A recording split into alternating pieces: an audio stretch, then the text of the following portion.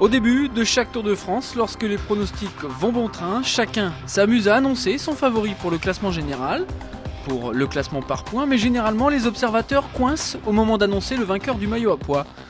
Il faut dire que depuis Richard Virenque, septuple vainqueur de ce classement, la montagne se cherche un héros. Généralement, ce classement est remporté par un pur spécialiste ou par un coureur visant le général et se retrouvant par conséquent avec les meilleurs en montagne. Alors, retrouver cette année Franco Pellizotti avec cette tunique sur le dos à Paris est une vraie surprise. Certes, l'Italien est réputé pour ses qualités de grimpeur, mais la façon dont il a remporté le classement de la montagne étonne. Dans l'ombre, lors des 10 premiers jours de course, il a commencé à pointer le bout de son nez lors de la 11e étape entre Vatan et Saint-Fargeau. Ce mercredi 15 juillet donne lieu à une formidable passe d'armes entre lui et son dauphin à Paris, l'Espagnol Egoy Martinez.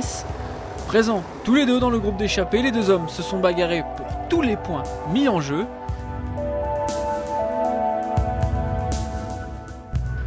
Le lendemain, rebelote, ils participent encore une fois tous les deux à l'échappée et se marquent à la culotte. Martinez garde son bien, mais Pellizotti prend le dessus en le dominant lors de chaque sprint.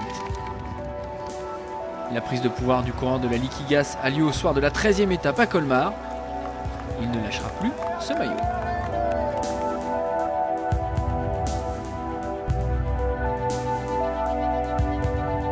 Durant la 16e étape, il est encore une fois échappé sur les routes menant à Bourg-Saint-Maurice.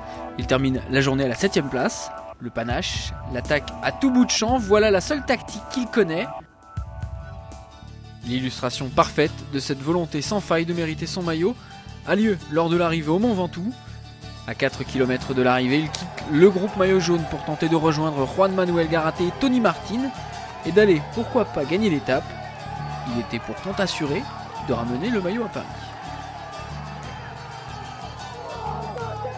Mais lui, ce qu'il voulait, c'était accrocher une étape du Tour à son palmarès. Lui, l'habitué des succès sur le Giro où il remporte chaque année, depuis 2006, son étape, voulait combler ce manque sur le plus grand tour du monde.